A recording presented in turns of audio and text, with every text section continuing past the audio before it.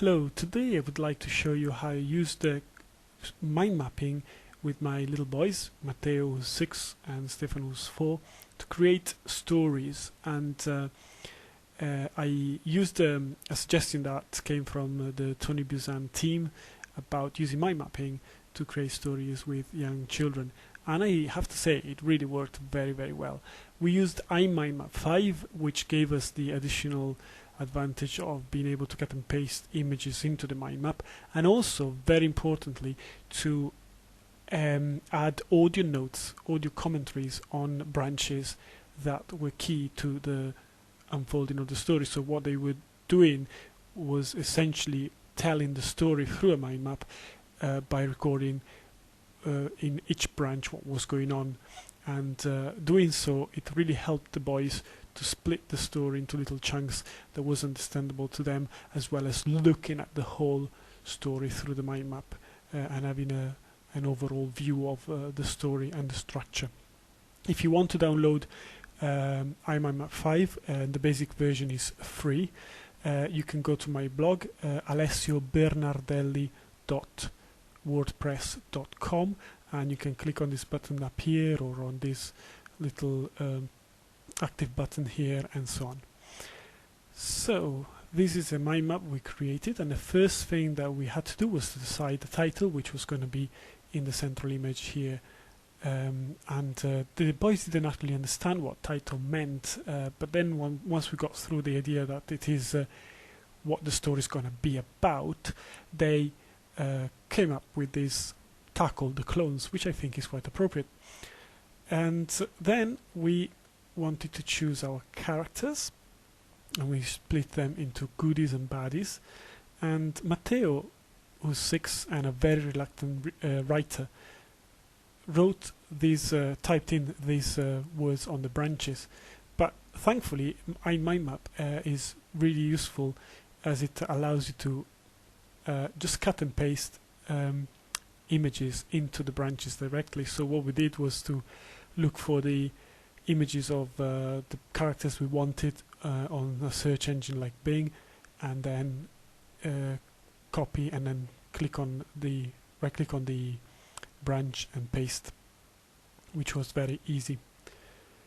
Then we chose some weapons for our characters, and we decided on the places where the story was going to unfold, and we decided that there were going to be some battles in this story, and so we decided who was going to fight against who, and we made some conventions that when the arrow that links the two fighters is red, it means that the baddies are winning.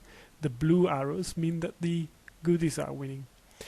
And what made the whole process very, very valuable was the ability to add these little audio comments. I don't know if you can see the little note symbol there. To add an audio comment, simply click on the branch that you want to add a commentary on, click on the audio tab here on the right, and then if you click on this record button here, you can start your recording. And that's what the boys did. So this branch has the first part of the story. I'm going to put the microphone here, the mics here, and hopefully you will pick it up. This is the Emperor's ship. I do apologize if there is a bit of noise, but he was talking very quietly, as it is. So what happens in the Emperor's ship? Everyone wants to be a spirit to help Luke Skywalker. Darth Vader chops Obi-Wan in half. That was Stefano 4. And then This is the battle field, and Luke Skywalker is trying to find Obi-Wan because he wants to say something to him.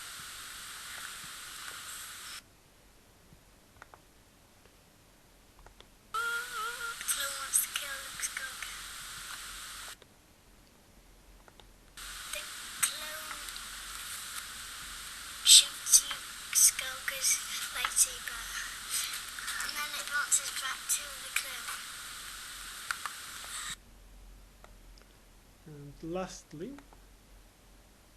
This is Jabba's palace, and Han Solo got frozen in the Emperor's ship.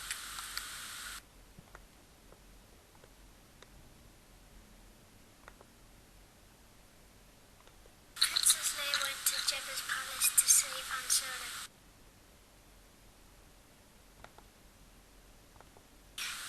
In the palace there are clones, and they want to keep Han Solo in the ice, so they tried to shoot Princess Leia.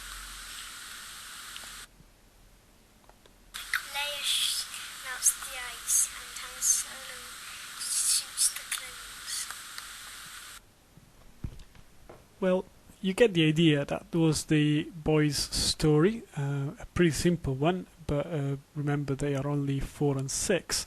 But doing the story through a mind map gave them the opportunity to not only have an overall view of the whole story and the structure that it was going to have, but also link ideas like places to characters and fights, and so on, as well as using the audio notes, which allow them to basically narrate their story and splitting it in little chunks that they could actually understand and manage quite well. And this is the first steps, perhaps, to then create maybe a bigger story, and then eventually transferring that story, which was narrated by using branch by branch audio recordings, into perhaps a written story on paper. So I hope you liked the boys' story. It would be great if you could leave some comments on this video and on their story for them, and they would be really thrilled. So please leave some comments for them, and thank you for listening.